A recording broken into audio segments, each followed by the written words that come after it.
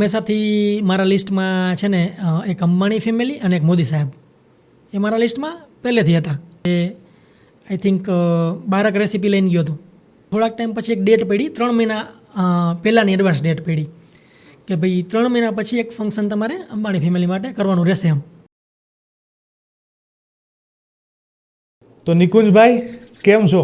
અરે એકદમ મસ્ત. તમે કેમ છો? ખૂબ ખૂબ સ્વાગત છે તમારું, અને હું પણ એકદમ ફર્સ્ટ ક્લાસ જ છું. Thank you. તમે આ એટલે ઉત્સાહ વધી ગયો છે આજ મારો, અને ઘણી બધી વાતો કરવી તમારી જોડે. અને આપણે શરૂઆત છે ને હમણાં અંબાણીના ઘરે પ્રસંગ પૂરો થયો, મુકેશભાઈ અંબાણીના ઘરે પ્રસંગ પૂરો થયો, અને એમના ઘરે તમે હમણાં 3 દિવસ જમવાનું બનાવ્યું, ત્યાંથી જ શરૂઆત કરીએ. કારણ કે સૌથી પહેલાં તો હોટ ટોપિક પણ છે, ને મારે એમાં જ વધારે વાત કરવી છે આજે. બરાબર. બાકી વાતો તમારી જોડે ઢગલાબંધ છે. એ એક્સપિરિયન્સ કેવો હતો? મારું એક ડ્રીમ હતું લાઈફનું કે ગુજરાતને જેને ખરેખર ગ્લોબલ સ્ટેજ ઉપર પહોંચાડ્યું છે ને એવા લોકો માટે હું કંઈક કુકિંગ કરું. તો હંમેશાથી મારા લિસ્ટમાં છે ને એક અંબાણી ફેમિલી અને એક મોદી સાહેબ એ મારા લિસ્ટમાં પહેલેથી હતા. એટલે આપણે ન કહીએ કે ભાઈ તમે કંઈક વસ્તુ પામવાની ઈચ્છા રાખો ને તો એ પૂરી થાય. હા, મેનિફેસ્ટેશન. બસ. તો કુદરતી આજથી 1.5 વર્ષ પહેલાં એ લોકોનો મને એક ઈમેલ આવેલો કે ભાઈ અમારા ઓનરને તમારું ફૂડ ગમે છે એમ. એટલે ઓબ્વિયસલી અંબાણી ફેમિલીને એમ કે ભાઈ એના શેફનો મને ઈમેલ આવ્યો હતો, અને એની જોડે મેં વાત કરી. તો એને ત્યારે એ લોકોએ એના 10 મેનેજરની ટીમ અમારે ત્યાં ખીજડીયા વાડીએ ટેસ્ટિંગ માટે મોકલી એમ. તો એ જે ટેસ્ટિંગ થયું ત્યારે એ લોકોનો રિસ્પોન્સ મને સારો મળ્યો ઓવરઓલ એમ કે ભાઈ તમારું ફૂડ સારું છે, અને અમે તમને ટૂંક સમયમાં ગુડ ન્યૂઝ આપશું એમ કહી ગયા હતા ત્યારે એમ. ત્યાર પછી ટાઈમ જતો રહ્યો. પછી થોડાક ટાઈમ પછી એક ડેટ પડી, 3 મહિના પહેલાંની એડવાન્સ ડેટ પડી કે ભાઈ 3 મહિના પછી એક ફંક્શન તમારે અંબાણી ફેમિલી માટે કરવાનું રહેશે એમ, નાનું એવું ફેમિલી ફંક્શન. પછી કોઈ રીઝનસર કેન્સલ થયું, અને ત્યારબાદ બહુ ટાઈમ જતો રહ્યો એમ, ઓલમોસ્ટ વર્ષ ઉપર 1.25 વર્ષ જતું રહ્યું. ત્યારે ફેમિલીને કોઈ હોપ નથી કે હવે રિવર્ટ બેક આવશે, કે હવે તો આટલો ટાઈમ તો હોય જ નહીં કોઈ દિવસ એમ. પણ મને એક આશા હતી કે ભાઈ આપણું ફૂડ છે ને એમ રિજેક્ટ નહીં થાય એ લેવલ ઉપર, કારણ આપણે જે કામ કરીએ છીએ, જે કોન્સેપ્ટ છે, જે આપણી થિંકિંગ છે, એ રીતે ન થવું જોઈએ એમ. તો જસ્ટ આપણે કહીએ ને કે યર એન્ડ પહેલાં, એટલે કે 31st સેલિબ્રેશન પહેલાં થોડા દિવસ પહેલાં, ઓલમોસ્ટ આઈ થિંક 20-25 દિવસ પહેલાં મને એ લોકોનો પાછો એક કોન્ટેક્ટ કર્યો કે નિકુંજભાઈ તમારે 31st સેલિબ્રેશન માટે એ લોકો માટે બનાવવાનું છે. તો એ ડેટ મને એ લોકોએ આપી દીધી.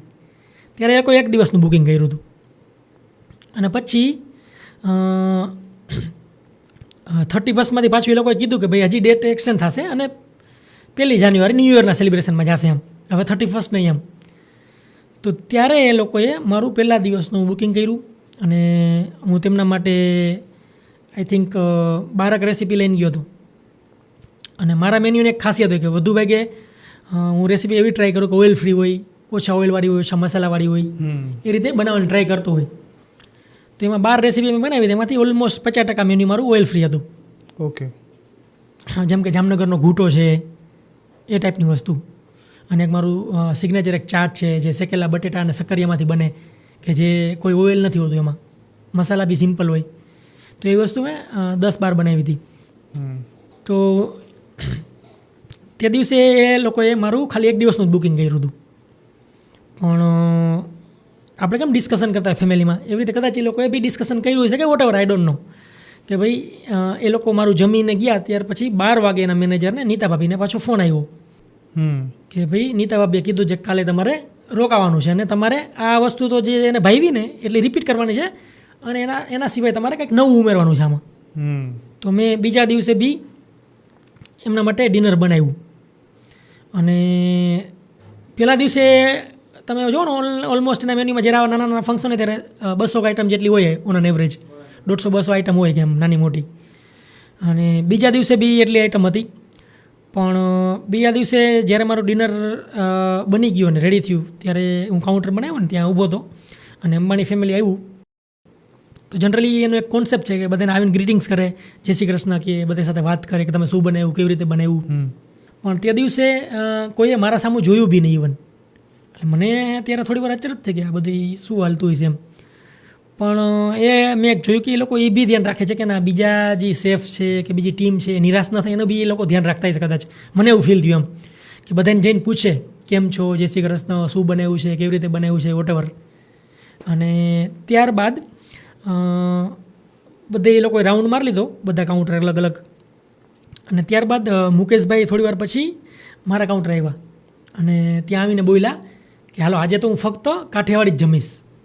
ત્યારે મને અંદરથી બહુ ખુશી થઈ એમ કે આ તો આપણા માટે બહુ સારી વસ્તુ કહેવાય કે એ લોકોએ કીધું કે આજે હું ખાલી કાઠિયાવાડી જ ફૂડ ખાઈશ, બીજું કંઈ નહીં જમી.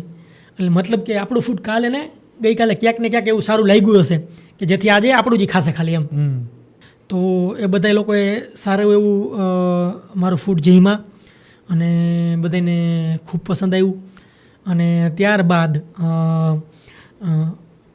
આકાશભાઈ એ આવ્યા હતા મને પૂછવા અને આનંદભાઈ ખુદ મારી સાથે ઘણીવાર વાત કરી અને મને પૂછ્યું કે ભાઈ અમે તમને ક્યાંય બોલાવી તો તમે આવશો, આવી રીતે કેટરિંગ કરશો બધું. ત્યારબાદ આપણે કેમ આપણા મમ્મી પપ્પાને કહેતા ને જનરલી એ રીતે આનંદભાઈએ એના મમ્મી પપ્પાને જઈને કાંઈ વોટર મારા વિશે કંઈ કીધું હોય છે મને એ ખબર નથી, પણ વાત કરતા તે મને ખબર છે, હું સામે જોતો હતો કારણ કે મારાથી 15 ફૂટ જ છેટા બેઠા હતા ટેબલ ઉપર એમ.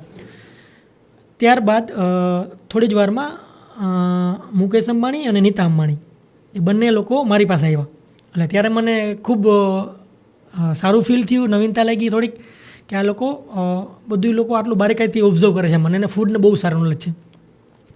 તો ત્યારે જે સામેથી આવતા હતા ત્યારે આ મારો એક વર્ડ છે હું જિંદગીમાં નહીં ભૂલું, એ મુકેશ અંબાણી પોતે બોલ્યા હતા કે આકાશ અંબાણીને એને કીધું કે જો ભાઈ આ છે ને આને બેસ્ટ ફૂડ કહેવાય, મારા હમું ઈશારો કરી કે આ વસ્તુને બેસ્ટ ફૂડ કહેવાય જે તમને કીધુંનું ગોતતા હતા એ. તો મને ખુશી થઈ ક્યાંક ને ક્યાંક એ લોકોને એવો વ્યક્તિ જઈડો કે જે એને પ્રોપરલી એને જે કાઠિયાવાડી ફૂડ ખાવું હતું એ લેવલનું.